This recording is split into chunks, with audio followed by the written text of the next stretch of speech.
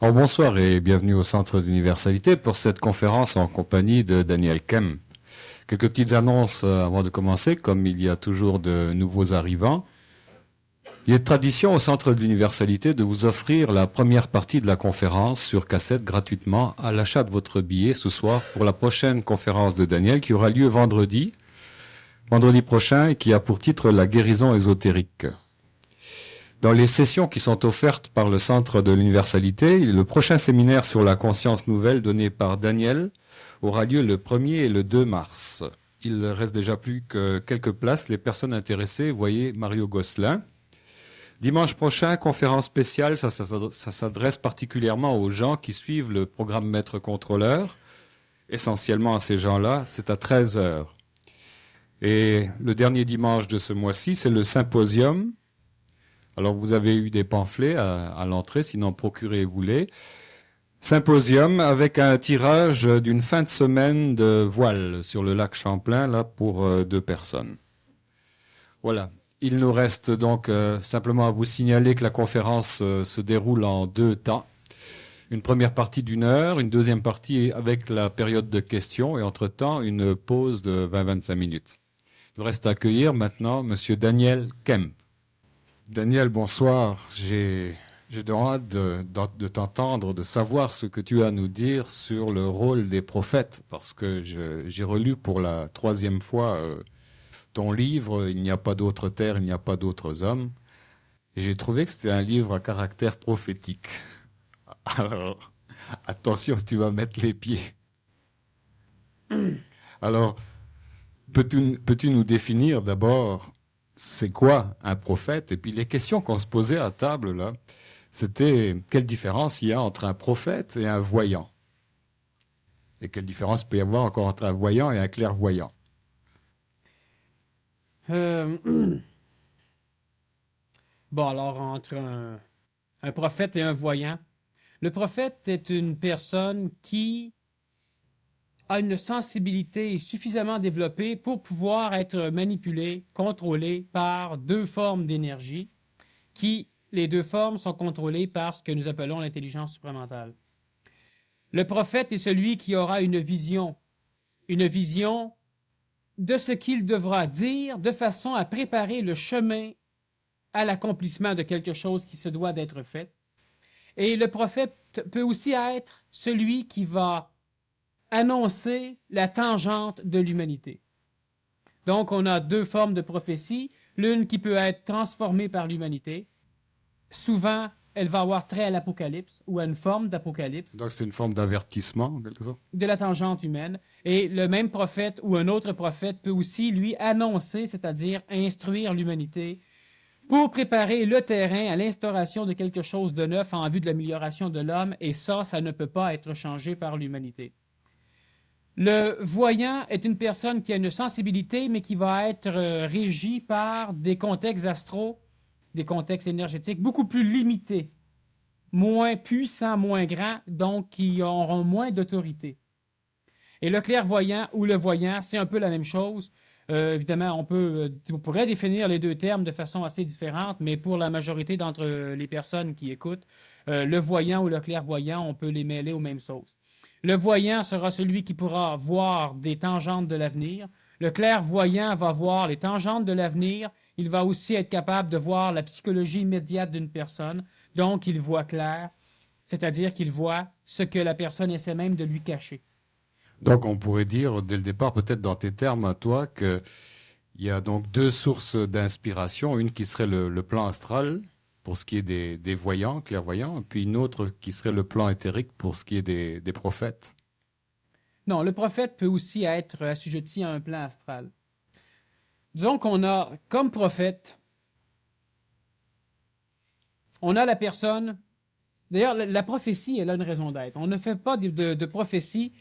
L'homme a toujours voulu savoir ce qui pouvait lui arriver. Alors, on a les devins. Ce sont des prophètes de petit ordre, ce qu'on pourrait aussi appeler clairvoyants ou voyants. Les personnes qui vont venir à toi et qui vont te dire, pour flatter ton ego, que tu vas devenir puissant, que tu vas gagner à la loterie, que tu vas être riche, que tu vas rencontrer un homme ou une femme qui va te plaire, que tu vas réussir. que tu auras quelques problèmes, mais tu vas bien t'en sortir. Bon, on essaie de mettre un peu de problème dedans pour que la logique reste à peu près irréprochable. Ce genre de devin, ce genre de prophète, ce sont des personnes qui peuvent vivre de ce contact avec les énergies astro, qui permettent aux devins, aux prophètes, de savoir ce que toi tu sais, mais que dans ta conscience tu ignores. Alors ce qui arrive, c'est que chaque fois que tu penses à quelque chose, cela est gravé. Premièrement, dedans ta chimie corporelle, dedans ta mémoire physique. Cela va imprégner, va impressionner la matière extérieure, l'air et toutes les énergies qui vont constituer la planète Terre. De ce fait, tout ce que tu penses peut être communicable, donc télépathiquement, peut être aussi communicable téléphatiquement. Télépathiquement, cela veut dire que par certains processus, certaines pratiques, tu arrives à penser à quelque chose et une personne, avec qui tu vas vouloir communiquer va être capable de penser à la même chose en même temps.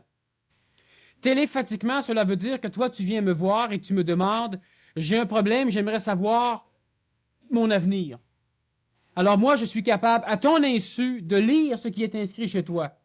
Donc, je vole tes idées, je suis un voyant ou un clairvoyant. De cette façon, je suis capable, par le biais de ma propre conscience, de me laisser impressionner par ce qui n'impressionne pas ta conscience chez toi. Alors, je vais pouvoir dire, toi, tu es tel genre de personne, tu fais telle chose, tu as tel problème, telle réussite. La tangente, le clairvoyant ne le dit pas parce qu'il est un occultiste, il tend à occulter des choses, donc à mystifier des choses. C'est un peu comme le médecin, il veut se conserver le pouvoir seul de pouvoir le faire. Alors, il va pouvoir dire, demain, il va t'arriver telle chose, telle chose, telle chose, et ça, ce sont des tendances. Ce sont des prophéties astrales qui vont enseigner à l'homme sa tendance. Cela veut dire que cela peut être changé n'importe quand. Cet avenir n'est pas fiable.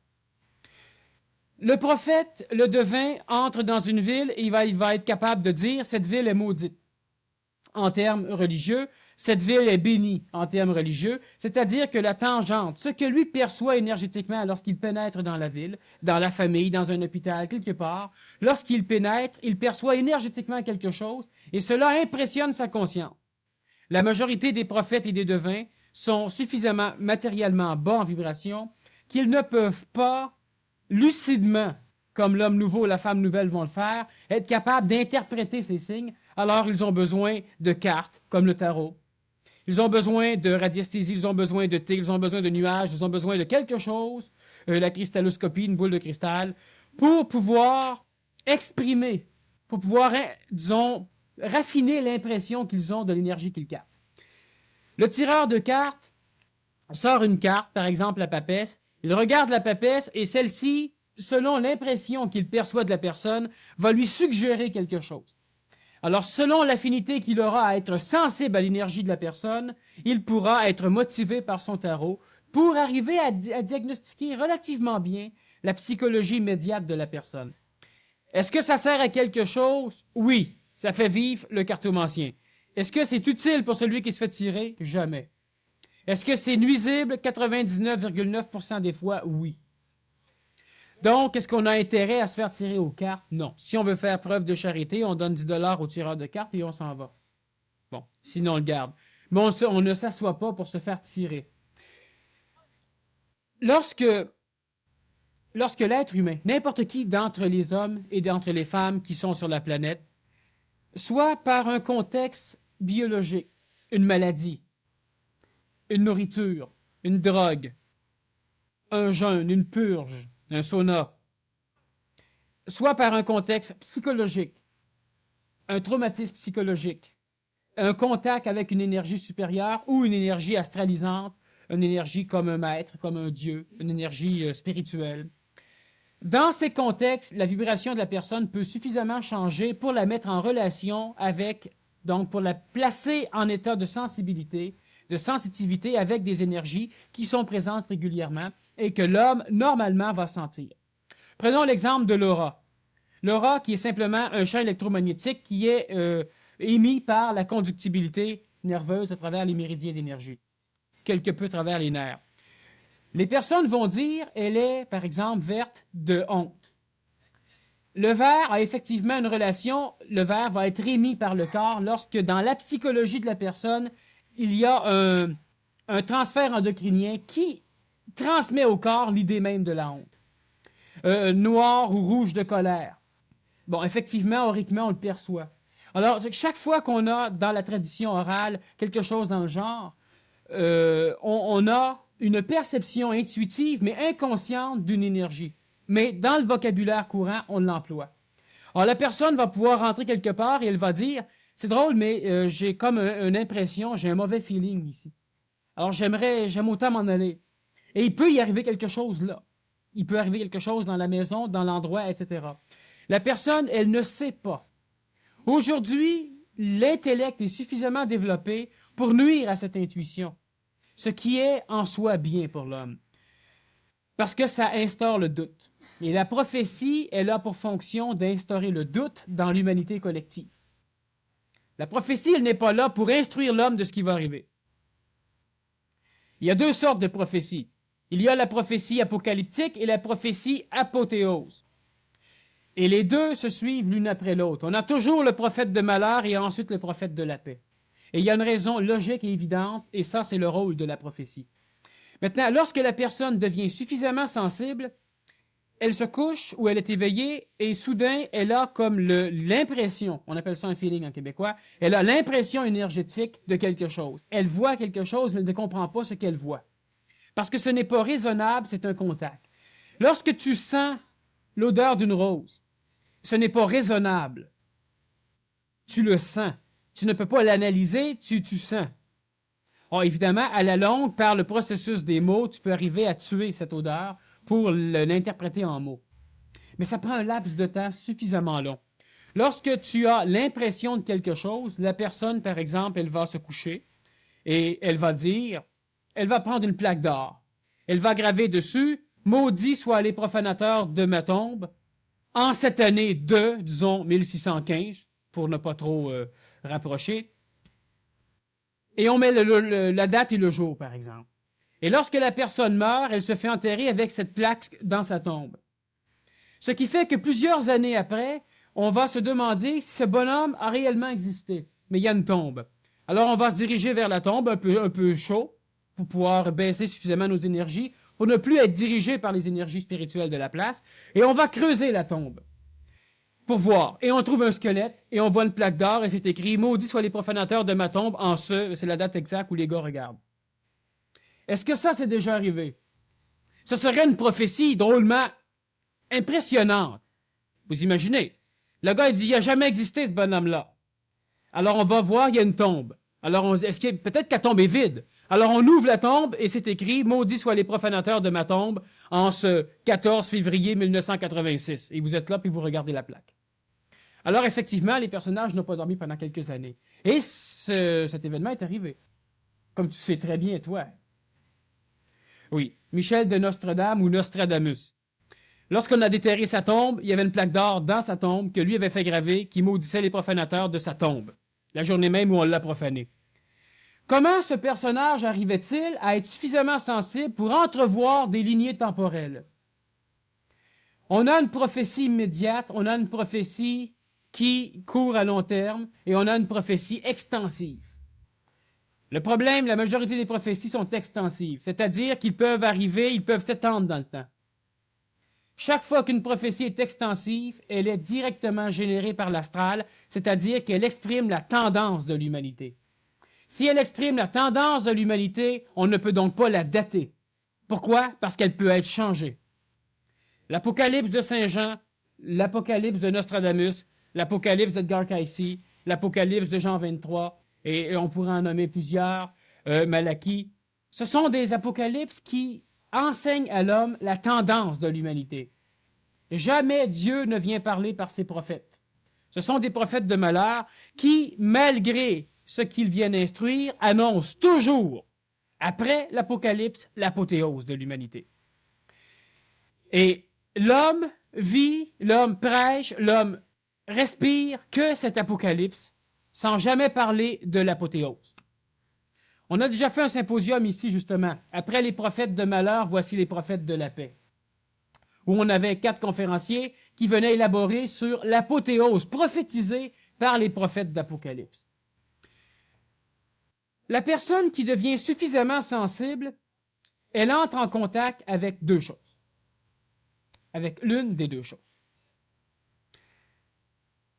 Normalement, elle va entrer en contact avec la mémoire planétaire, ce qu'antiquement on appelait les annales akashiques. Elle va entrer en contact avec tout ce qui a été vécu et qui est mémorisé au niveau de l'astral planétaire. Lorsque cette personne entre en contact avec ceci, qu'est-ce que c'est ceci? C'est ce qu'on appelle dans l'antique religion le ciel. Lorsque l'homme entre en contact avec des énergies du ciel, qui peuvent apparaître sous forme, par exemple, d'anges, pour venir dire à la personne telle ou telle chose. Si la personne n'est pas suffisamment sensible, elle devra, pour entrer en contact avec ce ciel ou avec les messagers de ce ciel, qui sont des formes énergétiques qui vont être personnifiées selon la conscience psychologique de la personne, cette personne devra dormir, c'est-à-dire qu'elle devra se déconnecter de son corps physique et alléger son fardeau psychologique. Donc, lors du sommeil, la majorité des prophètes, la majorité des voyants ou des clairvoyants de l'Antiquité avaient ce contact avec des plans divins, donc des plans du ciel, qui sont de l'énergie astrale collective planétaire. Lorsque la personne est réveillée, si elle prend des drogues ou si elle suit, disons, un certain rituel pour se mettre en état d'être en affinité avec ces choses, ce sont des devins. Ce ne sont pas des prophètes. Pourquoi? Parce qu'ils n'ont pas cette sensibilité. C'est-à-dire que l'astral, régi par l'intelligence supramentale, ne vient pas communiquer à ces personnes ce qu'ils doivent dire lorsqu'ils doivent le dire. La personne qui se met en état d'être voyant, en état d'être clairvoyant, en état d'être prophète, est une personne qui se fait charrier et une personne qui ne peut instruire les autres que de mensonges, pour la simple raison qu'elle ne dit pas ce qui doit être dit, elle dit ce qui passe lorsque elle se met en état. C'est un médium, ça, alors. Ça, c'est un médium. Mais le médium va entrer en contact avec le plan des morts personnifié, tandis que le voyant ou le clairvoyant va entrer en contact avec le plan des morts non personnifié. Le médium parle avec quelqu'un. Le clairvoyant va surtout exprimer des mécanismes non personnifiés habituellement. C'est similaire avec une légère différence. Le prophète prophétise. Prochainement, l'homme, la femme aura une conscience implacable de l'illusion du temps. Cela veut dire que l'homme et la femme sauront que le temps n'existe pas. Ils le vivront, que le temps n'existe pas. Ils sauront que le passé et que l'avenir n'existent pas. De ce fait, le passé change, vous oubliez des choses et vous en réinventez. Et de ce fait, l'avenir change, on n'arrive jamais à le cerner convenablement. La seule chose qui est réelle et qui est totalement identique entre ce qui est et ce qui est perçu par l'homme pur, c'est la réalité, c'est-à-dire l'illusion du présent. La prophétie, elle est là pour instruire l'homme et la femme ancienne, c'est-à-dire ceux qui vivent d'espoir. Ceux qui n'ont pas l'intelligence de comprendre le pourquoi de l'amélioration. La prophétie, elle est là pour dynamiser l'ego d'une humanité non conscientisante, d'une humanité qui, sans la prophétie, n'avancerait nulle part. Lorsque l'homme ne pense plus à rien d'autre qu'à la dégustation reliée à ses centres physiques, il vit.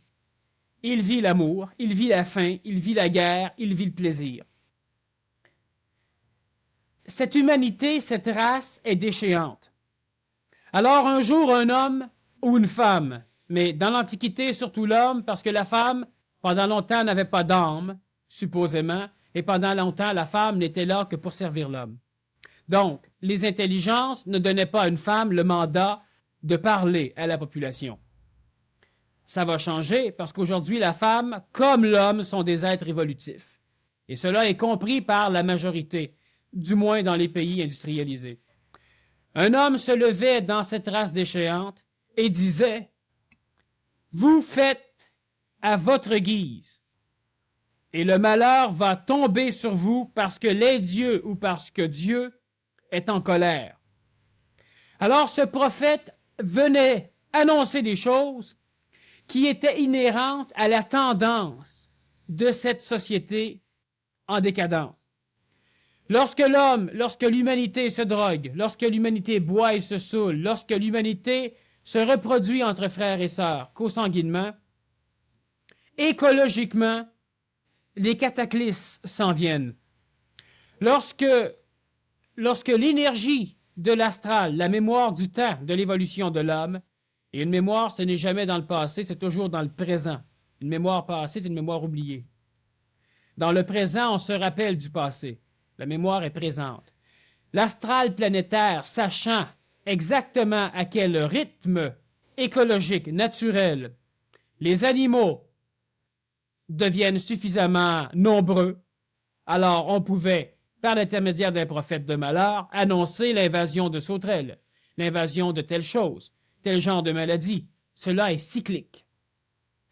Ce prophète venait foudroyer la société décadente en lui disant qu'elle serait maudite, mais qu'elle avait encore la chance de s'en sortir, d'être sauvée, et pour cela, elle devait suivre des règles écologiques que Dieu ou que les dieux donnaient au prophète pour que celui-ci les donne à l'homme et à la femme.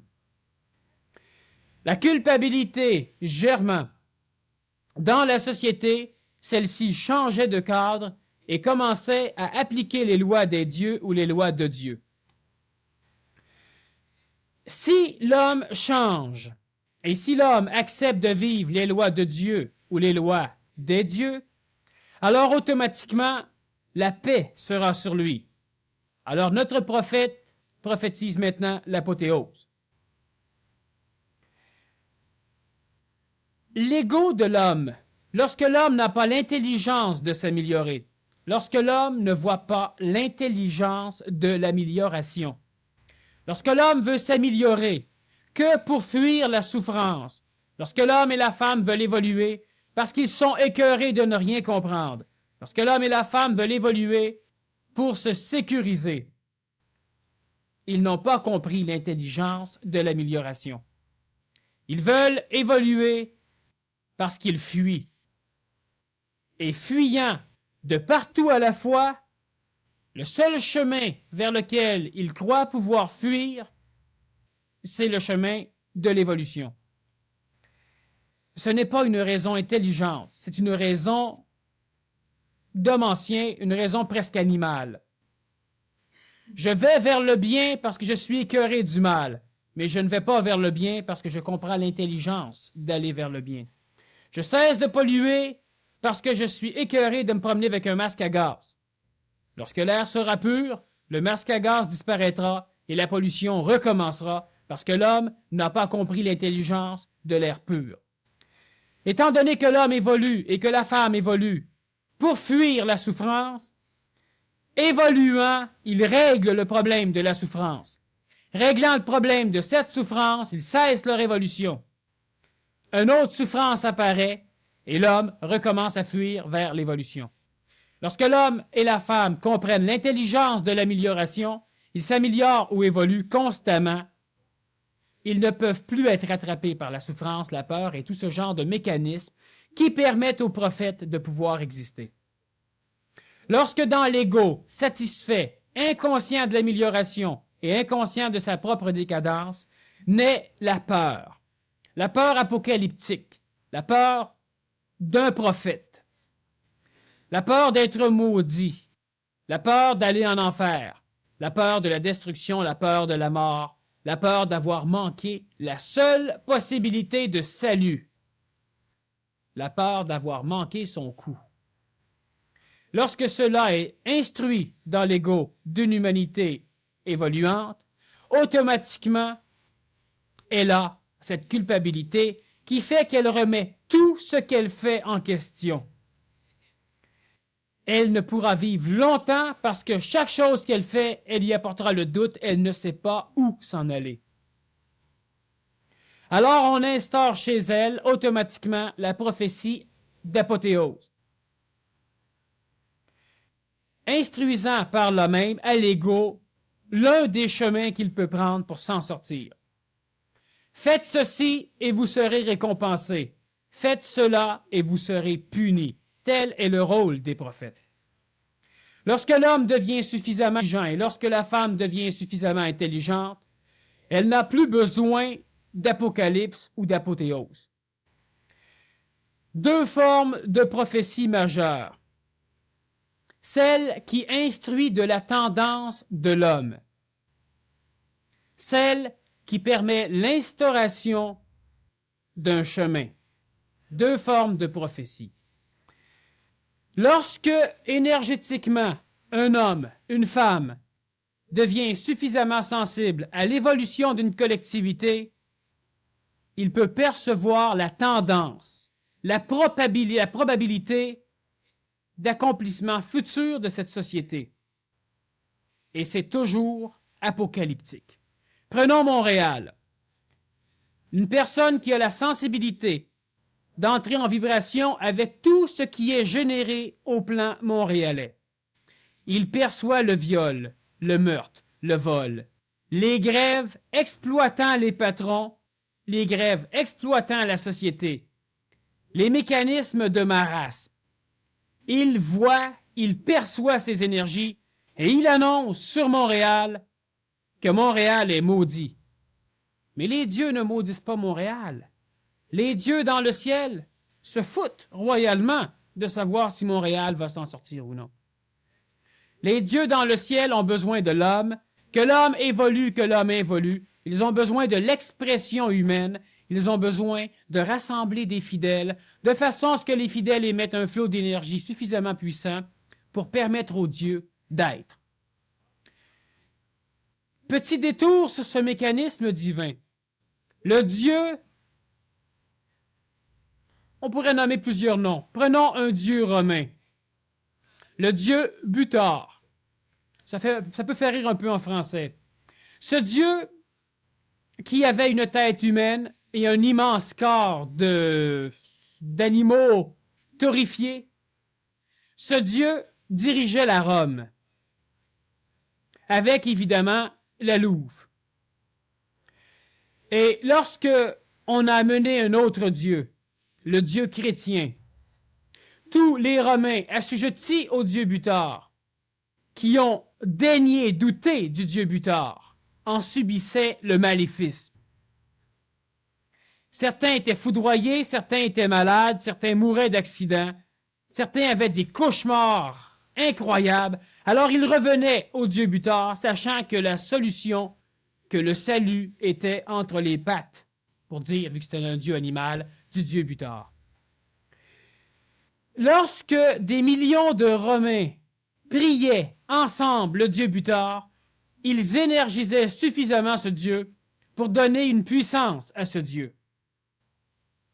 Lorsque les chrétiens ont donné plus de puissance au Dieu chrétien, Yahvé, Jéhovah, ils ont énergisé un égrégore, c'est-à-dire ils ont personnifié une énergie astrale dans le ciel suffisamment puissante pour que maintenant elle puisse protéger ceux qui veulent abandonner le Dieu Butor pour venir vers le Dieu chrétien. Alors le Dieu Butor, cessant d'être énergisé, étant donné que les fidèles changeaient de religion pour aller vers la plus puissante, n'avait plus la faculté de foudroyer, de punir, de faire rêver. Il n'avait plus de puissance. Lentement, pour permettre au Dieu chrétien de naître, l'homme a tué le Dieu romain. Aujourd'hui, on assiste aussi à la décadence d'un Dieu dans le ciel. Moins il y aura de fidèles qui se réuniront à l'Église pour prier, moins le Dieu aura de la puissance. Moins le Dieu aura de la puissance, plus ce sera facile à l'homme et à la femme de quitter le joug de ce Dieu, parce qu'ils ne seront plus manipulés par la culpabilité, par le songe, par le rêve, par les autres, parce que le Dieu perd en puissance. Lorsque l'homme cesse d'énergiser quelque chose dans le ciel, il entre en contact avec ce que le Nazaréen appelait la voie des cieux. Il entre en contact avec son propre énergie, qui existe à l'extérieur du ciel, dans ce que le Nazaréen appelait les cieux. Lorsque le prophète entre en contact avec le ciel, il prophétise toujours toujours des événements tendanciels de l'évolution de l'humanité, événements qui pourront être changés. Lorsque le contact avec des énergies dans les cieux, il instruit le ciel de ce qui sera. Cette prophétie ne pourra être changée. La première prophétie, l'Apocalypse, instruit l'homme d'une façon claire, de mécanismes dangereux. La prophétie d'Apothéose n'instruit jamais l'homme de façon claire parce qu'elle ne s'adresse pas à l'homme. Elle s'adresse au ciel et elle doit, pour être en contact avec les énergies du ciel, être prononcée par le Verbe, c'est-à-dire par la parole, de façon à être mémorisée dans le ciel, dans l'astral planétaire, au même titre que tout ce que l'homme fait, que tout ce qui est fait. Le rôle de la prophétie apocalyptique est celui d'instaurer le doute dans la confiance que l'ego de l'homme a envers lui. L'Apocalypse instaure le doute chez l'homme. Il instaure donc la peur, il instaure un mécanisme qui pousse l'homme, qui pousse la femme devant, vers l'évolution, vers l'amélioration. L'évolution, c'est l'augmentation en énergie. C'est l'augmentation de la faculté qu'aura l'homme d'entrer en contact avec un savoir instantané, avec ce que nous appelons ici au Québec l'énergie supramentale. Cette énergie n'instruira pas la conscience de l'homme.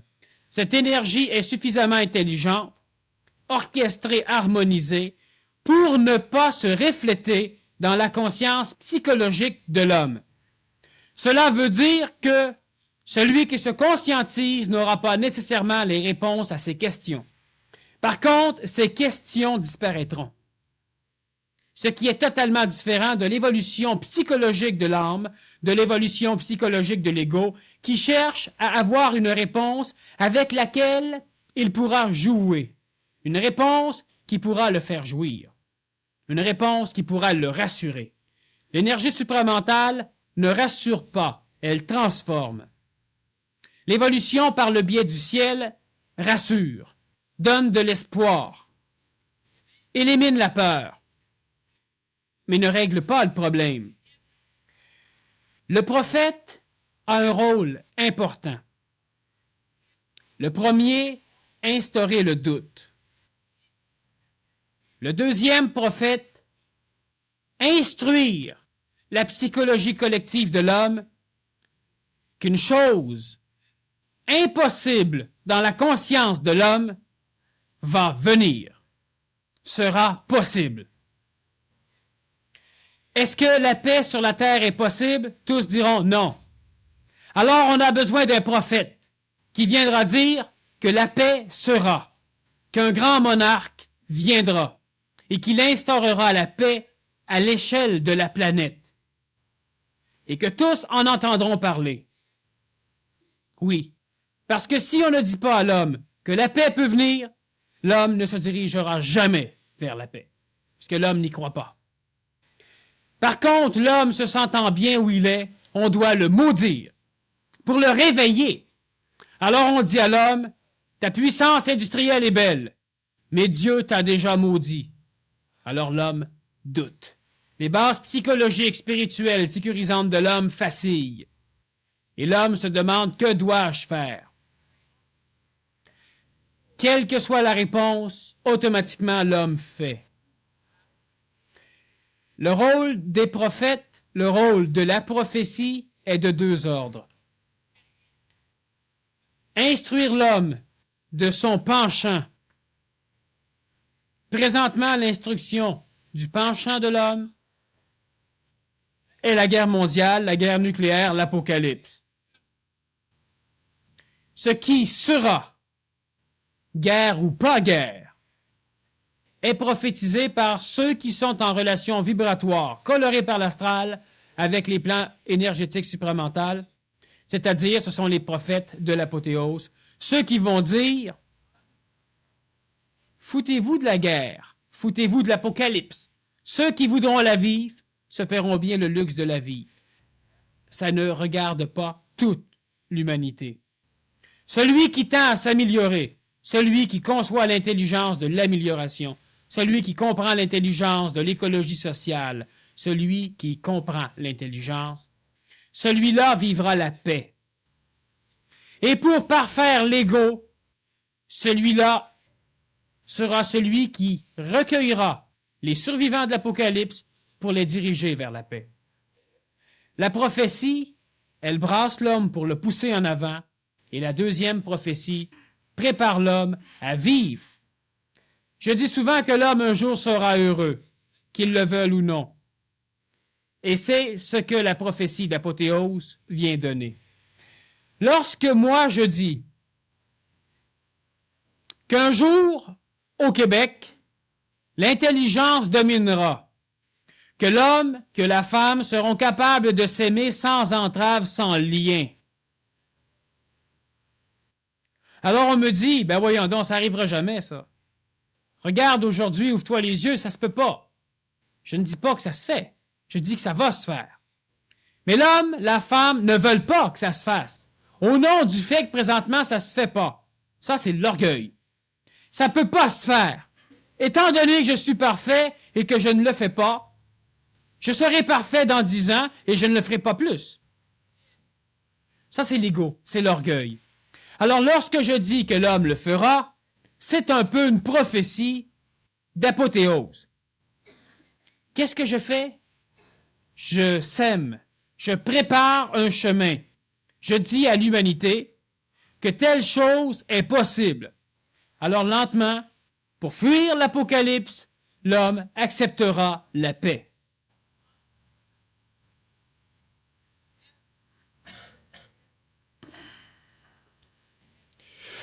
Autrement dit, l'Apocalypse, c'est le bâton, l'apothéose, c'est la carotte, mais les ânes, dans les deux cas, c'est nous autres. Exactement.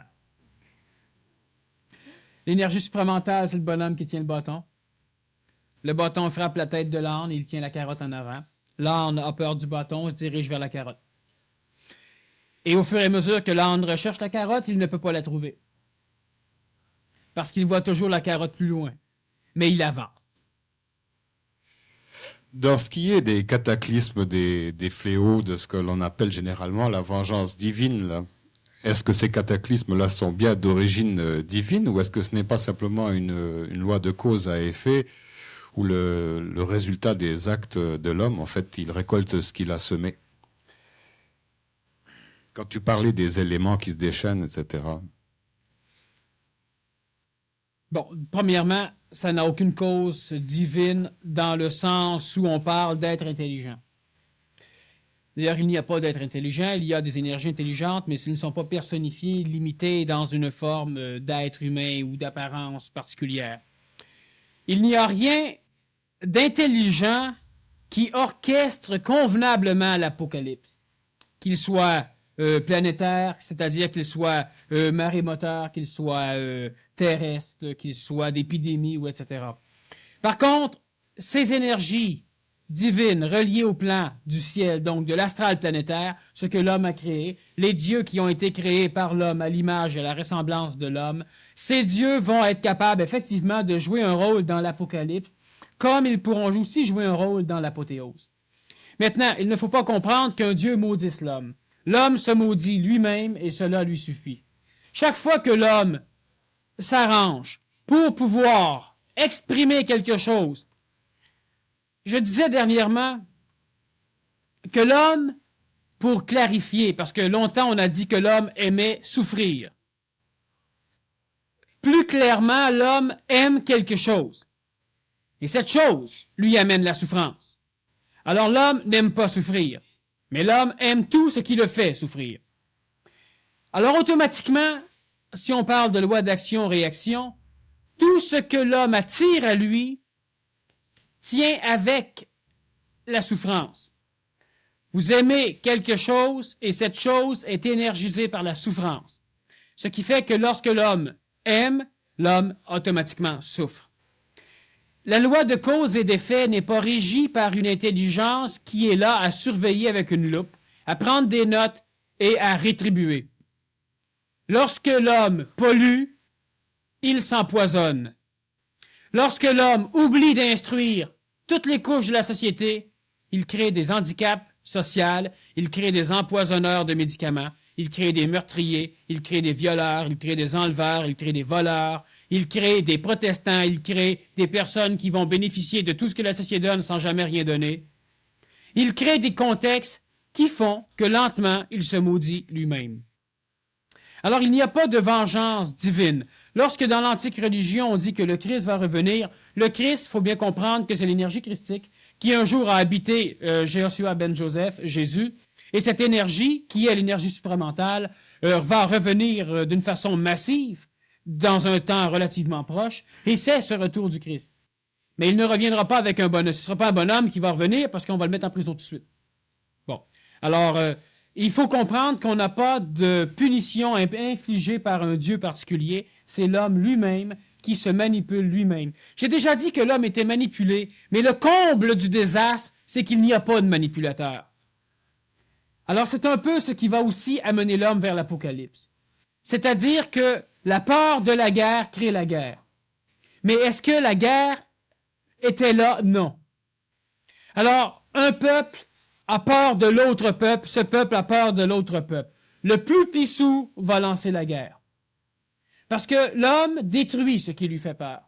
Tu t'en vas en automobile et soudain, il y a un thon qui rentre dans ton auto. Alors là, tu commences à virer fou. Le thon est bien calme. Le thon essaie de sortir. Mais toi, tu stationnes, tu sors ton journal, ton manteau, n'importe quoi. Puis là, flore, t'écrases le thon. Et là, maudit thon. Mais le thon n'avait rien fait. Le thon passait par là et il a été pris dans un mécanisme évolutif qui est ton automobile. Il avançait. Et toi, tu as eu peur du thon. Si le thon t'attaque, c'est qu'il connaît l'homme. Il a peur de l'homme. Automatiquement, une guerre apparaît entre les deux. Deux thons rentrent dans ton auto, t'en tues un. Surveille l'autre. Pourquoi? Parce que tu as peur de quelque chose qui n'existera jamais. Et tu le crées. Alors, si de deux grandes nations, une guerre éclate, c'est que les deux ont peur. Si on regarde en Allemagne, où on a une ligne, d'un côté, on a les forces soviétiques, de l'autre côté, on a les forces de l'OTAN. Les deux sont placés canon à canon, les deux se surveillent en hélicoptère, de toutes les façons, et les deux sont là et se disent, sont tellement proches que c'est pour attaquer. Eux autres disent, on se met proche là parce que lorsque vous allez traverser, on ne veut pas être 50 pieds en arrière, venez vous arrêter.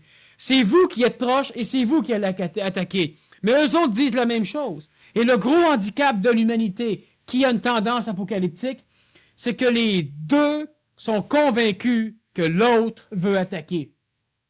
Alors, automatiquement, la guerre va éclater. Même si les deux sont pacifiques. Alors, vous allez dire, oui, mais si les deux sont pacifiques, qu'un des deux décide de sauter et l'autre va s'en aller, c'est vrai. Et que c'est donc vrai. Mais le problème, c'est que si lui se dit, si je m'en vais, eux autres, ils vont rentrer puis ils vont tout balayer. Donc, je reste. Et l'autre se dit, si je m'en vais, eux autres, ils vont rentrer, ils vont tout balayer. Donc, je reste. Va-t'en, je m'en vais. Va-t'en, je m'en vais. On reste. La même chose au niveau des armements atomiques et C'est le même phénomène. L'équilibre par la terreur. On équilibre pourquoi? Parce qu'ils n'attaqueront pas, parce qu'on va être détruit. C'est évident que si un jour il y a une guerre, à l'instant où elle sera commencée, elle sera finie. Einstein avait dit, je ne sais pas avec quoi les hommes feront la Troisième Guerre mondiale, mais la quatrième, je sais avec quoi. Elle sera faite avec des bâtons et des roches. C'est un prophète. Est-ce que c'est nécessaire que ça l'arrive? Non. Est-ce que c'est nécessaire que ça n'arrive pas? Non. Tout dépend de l'homme. Mais est-ce que moi, je vais vivre cet apocalypse? Non. Elle ne me regarde pas. Donc, je ne la regarde pas. Mais étant donné que l'homme collectif est régi par le prophète, il est régi par la tendance à aller vers l'avenir.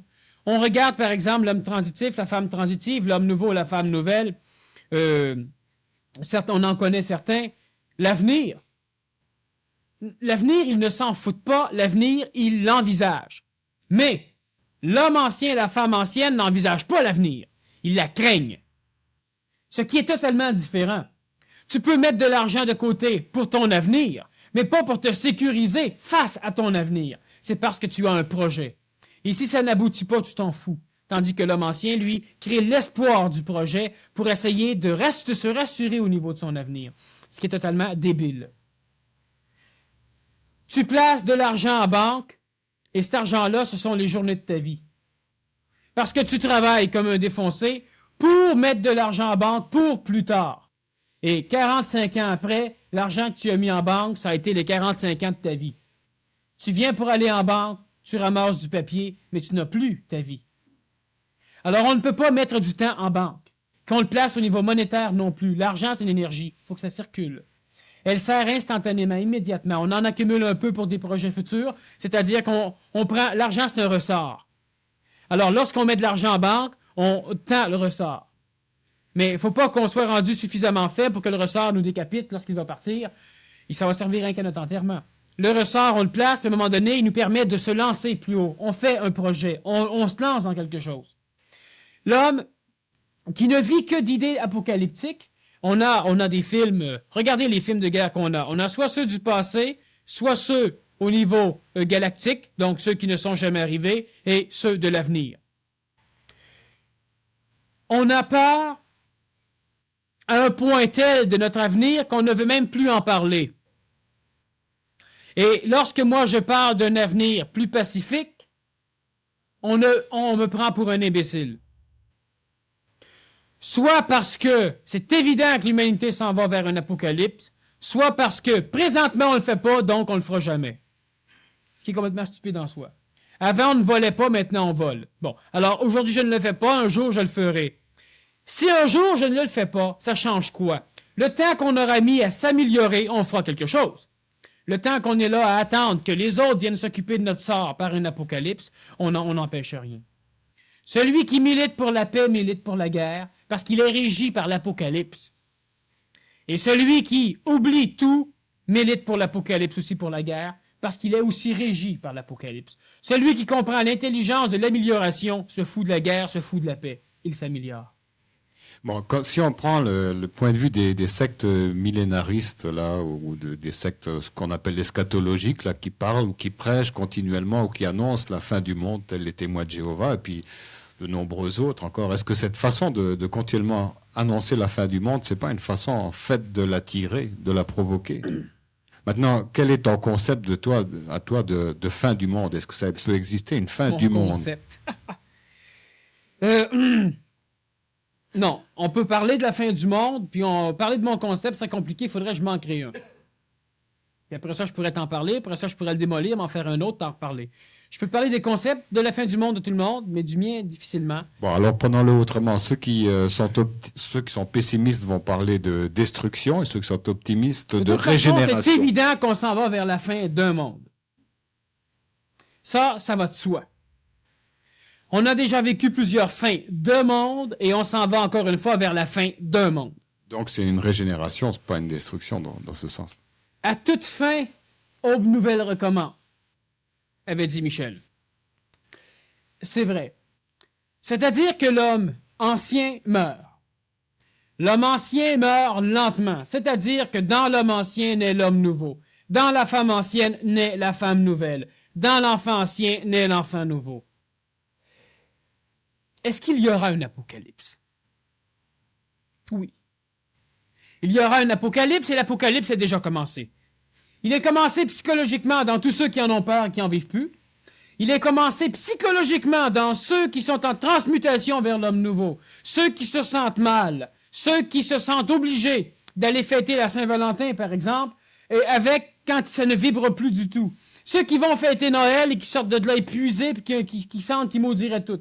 Ceux-là vivent un apocalypse. Mais un apocalypse tellement doux, parce qu'il est avant terme. C'est-à-dire que de l'homme ancien qui meurt, naît l'homme nouveau. De l'humain ancien qui meurt, naît l'humain nouveau.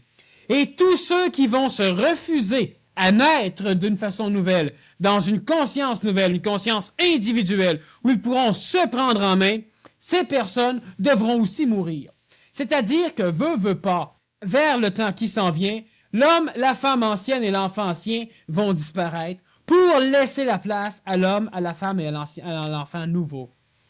De ton vivant, tu peux te tuer et te mettre au monde. Et ça, c'est le processus même de la transmutation énergétique. C'est ce que la majorité des personnes ont commencé à faire. Mais ils peuvent dire, oui, mais j'en ai pas conscience. Tout à fait normal. La transmutation supramentale n'est pas quelque chose qui se vit par la conscience.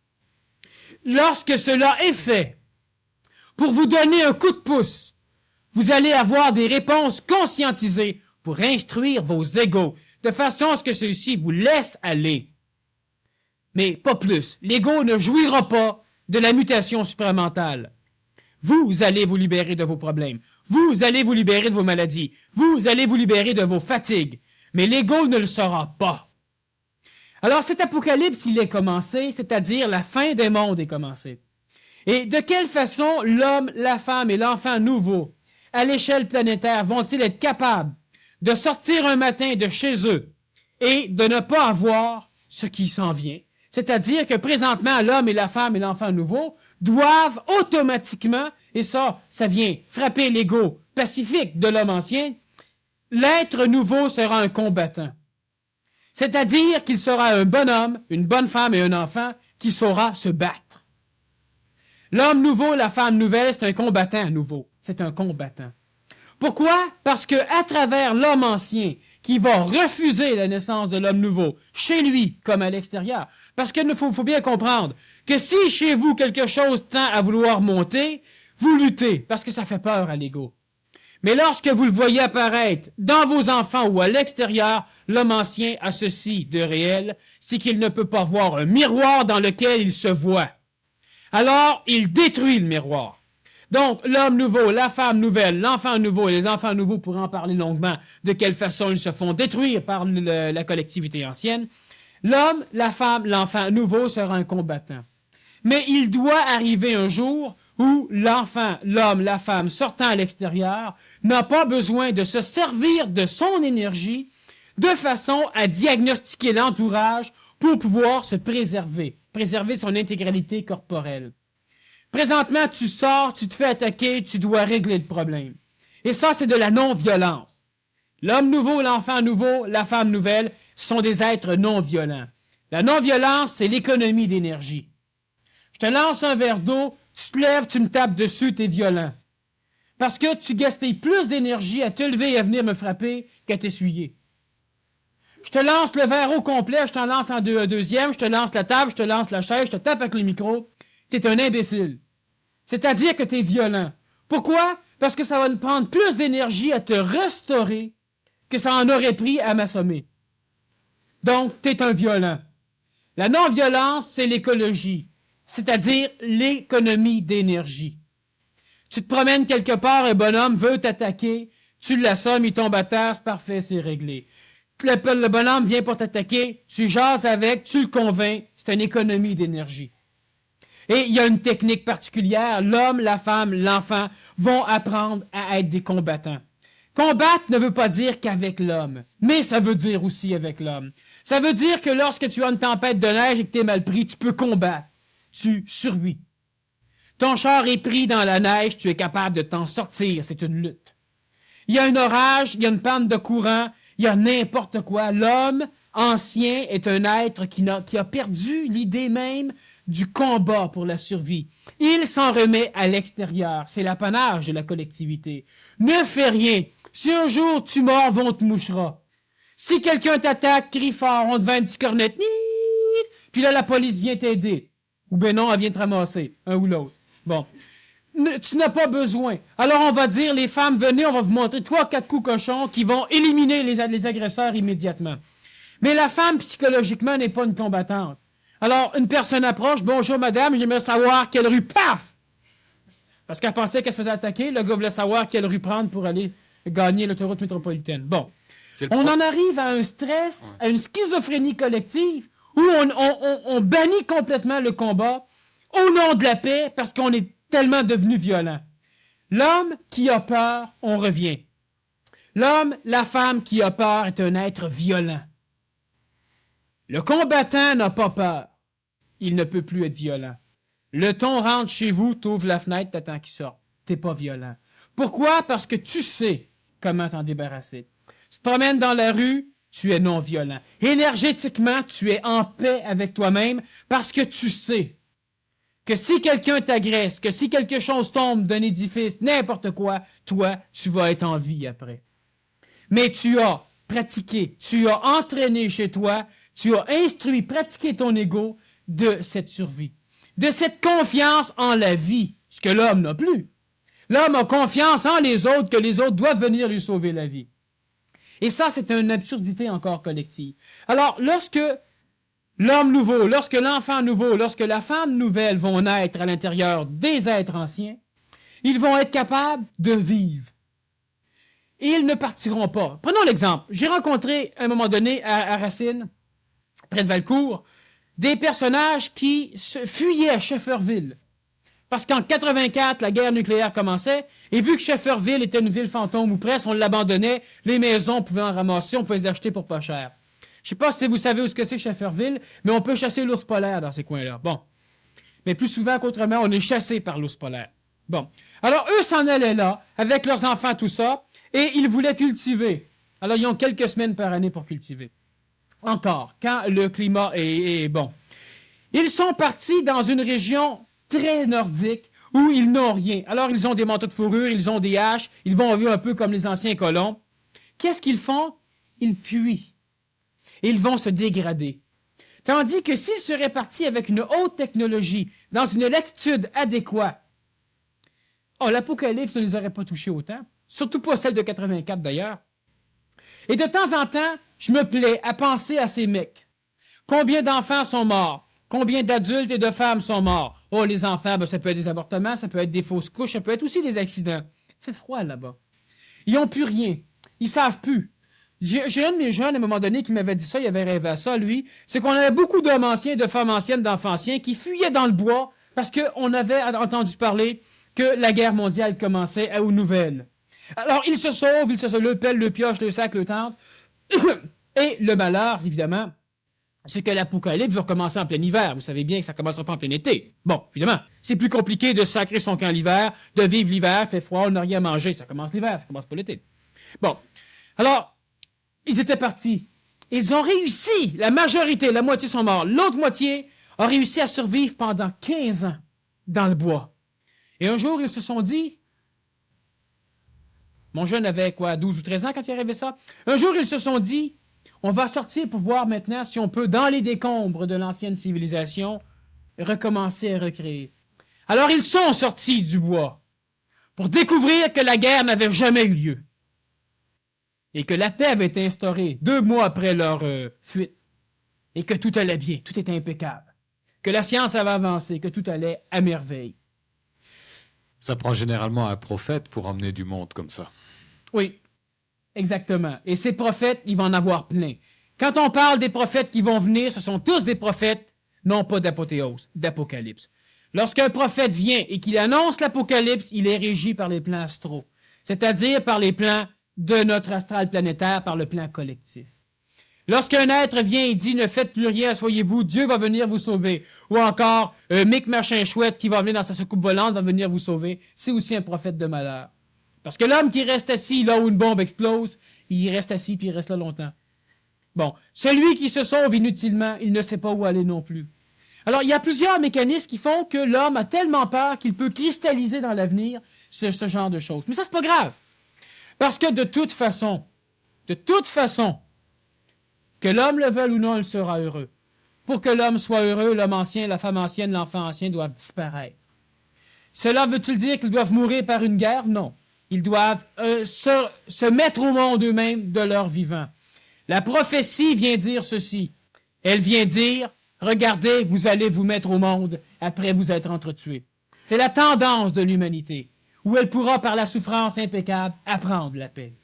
Et on a une autre prophétie qui dit, les élus. C'est-à-dire que d'autres personnes vivront la paix.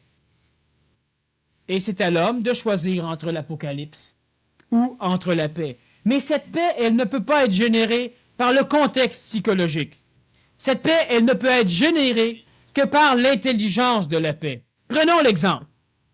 On va y revenir lors de la deuxième partie de toute façon, mais posez-vous cette question avant de m'en poser par écrit. Pourquoi devrions-nous vivre en paix? Y a-t-il une seule raison intelligente d'instaurer la paix à l'échelle de la planète? Parce qu'on veut la paix, parce qu'on a peur de la guerre. Mais c'est pas une raison. C'est réellement pas une raison. Quand on est en paix, on s'ennuie de suite. Trouvons une raison intelligente de vivre en paix. Et ce sera déjà un pas de fait. Mais même si le reste de l'humanité s'entre-déchire, ça n'empêchera pas une humanité, une petite humanité, de ne pas avoir à souffrir cet apocalypse. Chose qui est certaine, c'est que l'homme ancien va disparaître et l'homme nouveau va apparaître partout sur la planète. Et l'homme nouveau ne sera jamais le véhicule pour éliminer l'homme ancien. L'homme ancien va s'en charger lui-même. Parce que l'homme nouveau ne peut pas prendre un homme ancien et en faire un homme nouveau. Il peut parler, c'est tout. L'homme ancien peut s'auto-mettre au monde. C'est-à-dire que l'homme ancien peut se tuer, mourir, pour que naisse l'homme nouveau. Et il le fera de n'importe quelle manière. Merci beaucoup, Daniel Kemp.